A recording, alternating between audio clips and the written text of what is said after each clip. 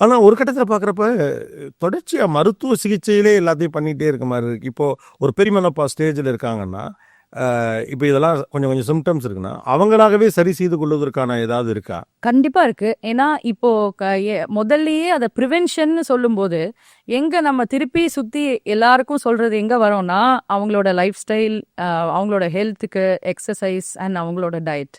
இதுல எவ்ளோ தூரம் நம்ம கண்ட்ரோல்ல வச்சுக்கிறோமோ, அப்போ நம்ம இதெல்லாம் ரொம்ப வரவிடாம தடுக்க கண்டிப்பா முடியும். இல்ல இப்போ ஒரு பெரிமெனோபாஸ தள்ளி வைக்க முடியுமா என்ன? தள்ளி வைக்க முடியாது. ஆ. ஆனா அந்த அவங்களோட மூட் ஸ்விங்ஸோ, இல்ல அவங்களோட அந்த போன் ஹெல்த்தையோ ஸ்ட்ரெங்தனிங் பண்ணும்போது அவங்க சிம்ப்டம்ஸ குறைக்க முடியும். அப்போ இது வந்து சைஸ் டவுன் பண்ணணும் அப்படின்னா, ஒரு 40க்கு மேல பெண் தன் குடும்பத்தை பார்ப்பதைப் போலவே தன்னை பார்த்துக் கொள்வதற்கு தயங்கக்கூடாது. அப்படி கண்டிப்பா. எடுத்துக்கலாமா? செல்ஃப் கேர் 40ல ஆரம்பிக்க கூடாது.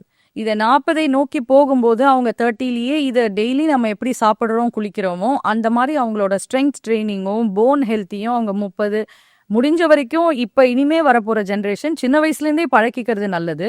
பட் இதுவரைக்கும் பண்ணாதவங்க யாரா இருந்தாலும், எந்த ஏஜ்ல வேணாலும் அத ஆரம்பிக்கலாம்.